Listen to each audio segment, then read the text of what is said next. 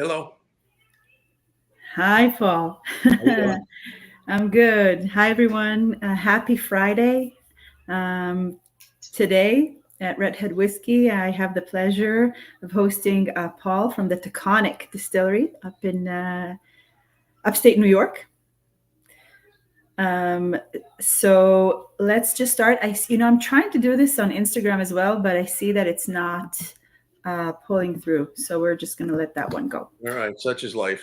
Yeah, such is life. So I visited several distilleries around the area, but I have not visited Taconic. You weren't there last year, or did you get it confused with somewhere else? No, I've confused it with Tootleton Oh, okay. in All Hill right. Rock because it's the same. Yeah, no, but I have not visited. Yeah. So Well, when I it's was looking at my notes, yeah, a good spot. I think we won best distillery 3 out of the 4 last years in Hudson Valley, so it's something you should go see. for sure. I'm just gonna. I think it's an hour 20 from where I live. So Yeah, you when probably I, come up, cut across the Tappan Zee or Newburgh Bridge, and go right up to Taconic. that's it. Yeah, very close. Yep. Very cool. So, my curiosity around distilleries in the U.S. and craft distilleries is just to hear, who's crazy enough to pull this and why and how did it start. So maybe we can start there. Of why are you doing what you're doing? Yeah. Good. No. Good. Good. It's a fair question. So my background, I was in the investment business. That was my career, working on Wall Street for 32, 33 years. We raised. I'm married. I've got 3 grown daughters. The business is run with my wife and the girls when I can co-opt them into helping. Hmm. When they were in college, they all went to school in D.C. They did tastings every weekend that I asked them to. So a family business. But we purchased. The kids were raised in Connecticut. We purchased 120 acres up in the Hudson Valley in Stanfordville, and Hmm. we are located. It's in between Millbrook and Rhinebeck, and about 80 miles from the GW Bridge. So it's not far, but Yeah, it's still very rural. We bought the land in 2000. I think it was 2009 or 2010. with the intention of. No, not at all. Not at all. We bought dirt. We put up a log cabin, more of a weekend type place. We would buy a season pass and go up to Mhm, Catamount, which is about 40 minutes away. mhm. But for whatever reason, we had all this property. We wanted to do something with it. We thought about animals, a lot of work, and then we ended up growing corn and thought about, okay, let's do some bourbon. So in 2000, late Because you 2000. like bourbon, you enjoyed it anyway, and you just wanted I to. mean, I wasn't a bourbon connoisseur. I would drink bourbon and scotch, but I would drink anything. I was not a connoisseur. Drank the big brands that you would hear of nowadays. Mhm. But I'm a businessman by my background. So we got it. And listen, the timing of anyone that got into this 10, 12 years ago, there was good timing. We definitely rode the wave. So we sampled a bunch of bourbon, purchased some bourbon, sold it under our brand. At the same time, realizing we need to make an investment, we bought into a distillery in Portchester called Still the One, which Mhm. we sold a couple years later, and we used their license and their facility to start our business. Mm, mhm. And then literally end of a year into it, it took off. What went from kind of a gentleman's hobby turned into a legit commercial business, even more so now, and realized we need to make an investment. So we built a larger facility, which is what we have now, put up a Vendome 30-foot, 12-inch column still with a doubler, which we've been using ever since. Okay, and who did you sell to first? Who was your audience? Did you have So, a? so so I was involved in 2 businesses beforehand, in terms of the whiskey business. Still the One we sold to a group of investors. Mhm. That was probably 2014 or 15. It's no longer around, so I don't know what they did to it. That's a And good name. then Still the one. in 2000, early 2014, I got involved with Black Dirt over in Pine Island, over in Warwick. And we ended up selling. We used their still for when we were building our stuff. We would distill, then immediately drive it over and age everything in Stanfordville. We sold that business 5 years ago to Jose Cuervo Proximo. Hmm.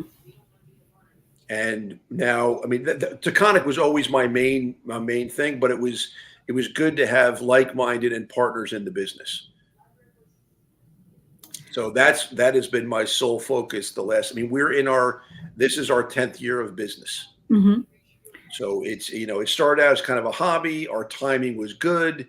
Now it's a legit commercial business in New York and many other states. So how do you build the brand? How do you start distilling and you're selling to friends and family or to Well, stores or to?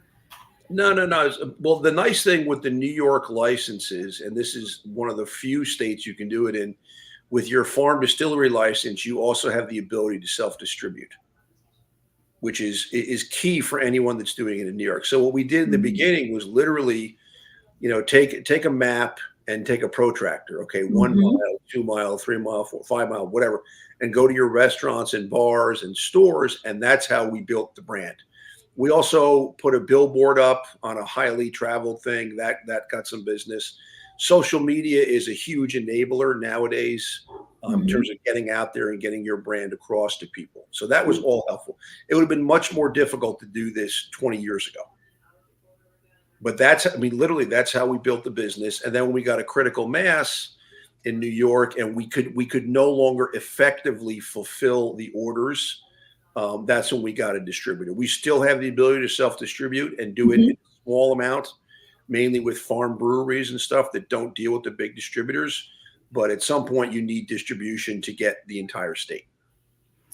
And are you selling in other states or just New York? I was in a lot of states. I've kind of cut it back, mainly because listen, I'm 59 years old. I thought, I'd learned a lot of lessons. I kind of got caught up in the growth for growth's sake and realized, we're in California, we're in Oregon, we're in Colorado, we're in, Arizona, Texas. I cannot support those markets. So we got out of a lot of those states to primarily focus New York, New Jersey, Connecticut, Massachusetts, Rhode Island, New Hampshire, Vermont, and Maine are control states, which is kind of a headache for people like us because it's all determined on your brand recognition. Those states don't have salespeople; they basically have inventory and a cashier. Yeah. So if it's not a brand that's recognized, they're not going to pick it up. Yeah. So we played around those states, didn't like it. I kind of want to be in every East Coast state that touches the water. That's our focus. So, the ones I mentioned, and then obviously Delaware, DC, Maryland, those are all places. And within reason, all places that we can get to within a day or two and service those markets. Okay. So it's a location operation, kind of like real estate. Like you need to be around the area to manage it well. Well, you can do. I always joke that the next, we're in those states I gave you. Well, just New York, New Jersey, Connecticut, Massachusetts. That's the biggest market in the world, right? So, do I want to? So, it's just in anything because of population density, because how many people live in that area. So I would be better off hiring another person in Manhattan versus hiring someone in California. Yeah. Because of the size of our market. So that's kind of, I kind of expanded out and now I'm coming back in. Our case count has gone up, but it's just more consistent buying instead of, shipping to California, Colorado and not having them order for a year. That is great. You want a much higher turnover with your good customers or your good states. So what is your background to, is it tied to, I know, for me, my day job is marketing and fashion, and then nighttime is no, so my background, so before I got into this, my background was buying troubled manufacturing businesses as an owner operator. So we would go in and with troubled businesses, a lot of bankruptcies. We did a lot, mainly North America, United States and Canada, and work with the banks and the creditors, try to deleverage, fix these businesses, bring in an operational angle, try to clean them up, fix them, sell them. Oh, so you have a lot of knowledge around the operational business to make it an efficient business. At least, listen, certainly try to. Yeah. Is this? The nice thing, I mean, the difference with this business is you don't need that many people to run a still, and a lot of you don't need a lot of overhead because your salespeople are your distributors. So you Mhm. don't need a tremendous. I mean, if we were to try to do this on our own with no distributors, getting salespeople in every state, they would be a very difficult Easy. business. Yeah, yeah, the Yeah. competition is insane. So, what are your three tips for someone who wants to build a distillery? So this is. I always joke with my kids. As I get older, I want to make less expensive mistakes. The number one thing is to know the difference between three phase and single phase electricity. And then you. So that's your number one tip. The second tip is you need a good water source. Wait. Three I'll, phase I'll, and one I'll, phase? I'll Oh, walk through that. I'll okay. walk through it. And then Okay. the third one is, whatever you think it's going to cost, double it. Okay. So we built the facility, Hmm. and we had power lines out front, right? So if you go outside, you probably have three, like a cross, right? So the top has a cross, and there are three electric lines on top. That's Hmm. three phase. That's most areas. When you're rural, a lot of times it's a single phase. It's one wire. Hmm. Now, for most businesses, that's fine. When you get involved, it's mainly the chiller that uses a tremendous amount of electricity. So that has to be three phase. So I went and looked, and it says the utility has an obligation because they're a monopoly to meet every customer's adequate and reasonable needs. Hmm. I figured, okay, they got to do it. We ended up, I mean, it took us, we were in court, we were in front of the Public Utility Commission. It took 15 months. We had to run 7,000 feet, so over a mile of new poles and wire. So, Wow. so the difference between the initial quote and what happened was substantially lower, but it took 15 months of my life. And that, the joke is now I know the difference between single phase and three phase. If Yeah, you're in I an mean, urban area, it doesn't matter, but in the rural area, believe me, it mattered. And then the second thing is water source. We're using all water from the property. It's all well. It's a dolostone, which is the same thing as limestone aquifer. So we got great water. hmm If you're using town water, a whole different ball game because it's treated with chlorine and fluoride and all sorts of stuff. So you need a good good water source, and then money. I mean, it always everything costs more than you think. And then with bourbon, because of the aging process, you need to build an inventory, and that's expensive. So what I'm trying to think. So you've created the distillery as part of the farm that you had, but did you ever have a whiskey experience that was like, oh wow, that's something that I really like? No, I mean the only what kind of got me into it was in my travels previously, we looked at a business that had an alcohol angle. So I spent a lot of time researching it and realized, okay, this might be something as an additional career, to jump into with my wife or with my kids, whatever. And that's what got us going. But in terms of, it wasn't like I visited a distillery because you go back to 2013, 2014, the craft thing was kind of just starting. Yeah, yeah. So what was the process of coming up with the branding and your dog and all of the marketing around it? So the dog is Copper the Foxhound. He's no longer with us, but lives eternally on the bottle. But we wanted something that kind of typified the area of where we are in terms of the Hmm. Hudson Valley, Millbrook, Stanfordville, Rhinebeck. It's big horse country. It's big, foxhounds, beagling, sporting clays, polo. And the one thing that kind of works in all those groups is the dog aspect. Um, so we've got the foxhound, working dog on the label. Also, incidentally, foxhounds were used during Prohibition because if you ever hear, they don't bark, they howl. So Hmm. they're gonna get a little more distance with their sound, and they were used by the the moonshiners to give them a little more heads up if someone was coming in the woods after them. Oh, But wow. in terms of a business aspect, and I was not a marketing person, anything I were to do going forward, I would always include an animal in the logo Because, because people love animals. And the funny thing is, people know our brand, not because of, obviously because what's in the bottle, but in the dog. And if you go into any liquor store and say, "Oh, I want the bourbon with the dog," there might be a couple other ones, but it's not, I want the bourbon from Kentucky or I want the bourbon from New York. It's a very specific ask. that's a good, yeah, And that's that was just kind of dumb luck. I said I was not in my background, but it's a great logo, hmm and people like it and recognize it, which is what's more important. It is a great logo. Yeah. It's very relatable.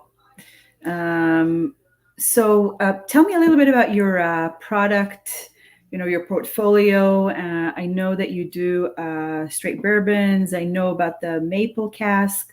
I haven't tried it. Is it distributed anywhere in Jersey where I can find it? Yeah. So I always tell people that the distribution is always touch and go wherever you are. We have OPG in New Jersey, so any store can order it through them. Mm-hmm. I always tell people, go online, our website.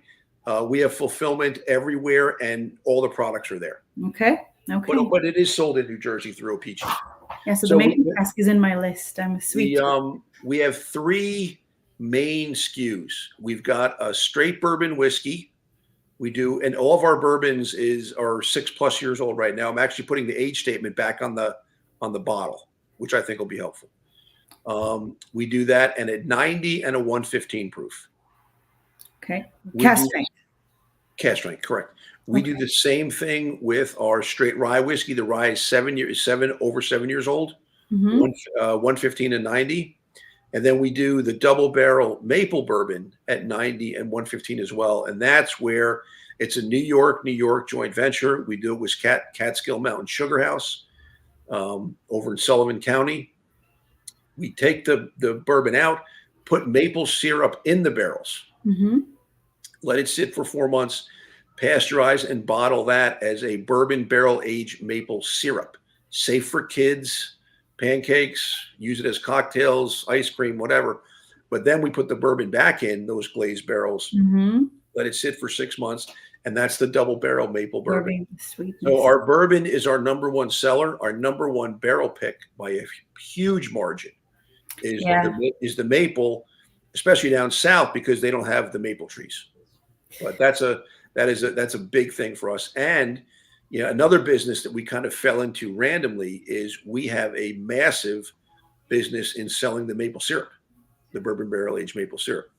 We sell a lot of that. And then we do a bottled in bond product. We do a single barrel only line at 100 and 125. That's called Horse and Jockey. We do the same thing for rye called Fox and Hare. We do a couple finishes. We do the biggest finish we do is the straight bourbon whiskey in a Cabernet cask. Mm-hmm. And we've done one-offs with straight bourbon in port casks, stout cask, Caribbean rum. We've done rye in a Madeira. Those are fun to play with at the distillery in terms of the store and farmers markets and stuff because you can hand sell it. But with the distributors, I always want to focus on our 3 main SKUs and then barrel picks. So where are you getting the corn and the rye from? Are you growing it or? Well, so we pull on our property, we pull about 15 tons a year, and we use 4,000 pounds of grain a day. So even though we get what sounds like a lot from our own property, we burn through that pretty quickly. All of our grains come from New York.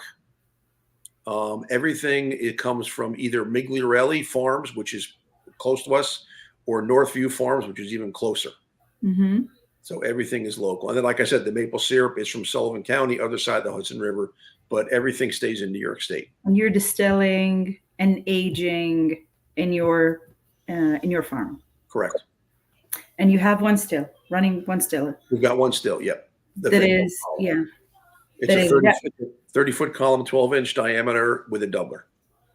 and that will crank out six 53-gallon barrels a day, Wow. which is But it's which is pretty in the scheme of impressive that things is tiny. bourbon and rye are for 6 and 7 years. That's many years to mature it. Yep. So, and you started in 2013, so it's a long time to Yeah, run a product. yeah, yeah. Well, we also do a fair amount of contract work, meaning someone will come to us and say, "Hey, I don't want to get long all the capital investment and the license. Well, you need licenses, but all the headaches." So we will cook a specific recipe for them. We'll sell them 5-year bourbon, 4-year, 3-year, 2-year, 1-year. We'll make it and hold on to for it, and it's a nice way to generate cash for our business. And then they bottle it and put their label on it. Correct. Okay. Whi- That's so whi- which is the irony of most of the bourbon that people purchase is made by someone else. yeah, many times. And the craft business, I would say the vast majority of it is someone else's product just being rebottled. It's a good question to ask. It's a good question to ask. So where do you get your casks from? The rum, the Cabernet? So those you can buy. The Cabernet we do, and it's another New York joint venture. We have a guy, Michael Contacosta, out in Long Island. We use his Cabernet barrels. The other barrels you get from barrel brokers. If you're doing a cognac or a Madeira or a Caribbean rum, it's easier to get those from a broker. Mm-hmm. Very cool. Is there anything else that you want to share that I haven't asked about? Now that you hit on everything. All right. I mean, now I'm super curious to come and visit. Yeah, just give me a heads up. I mean, we're open we distill every day. Mm-hmm. We're open to the general public on Saturdays from 12 to 6. Mm-hmm. And it's kid friendly, it's pet friendly. We've got fire pits, food trucks, music. Oh, do you? Every Saturday? In the nicer weather. Yeah, normally in the nicer weather. So the food trucks will probably, and the music will start in May. May. Yeah, I'm going to bring my kids. And then we run that pretty much through first week in November. That's very cool. Okay. Yeah, if you get nice weather, it's a lot of fun to be up there. I'll see you in June. Okay. All right. Thank you so much, Paul. All right. Thank you. Have a happy weekend. All right. You too. Bye-bye. Bye.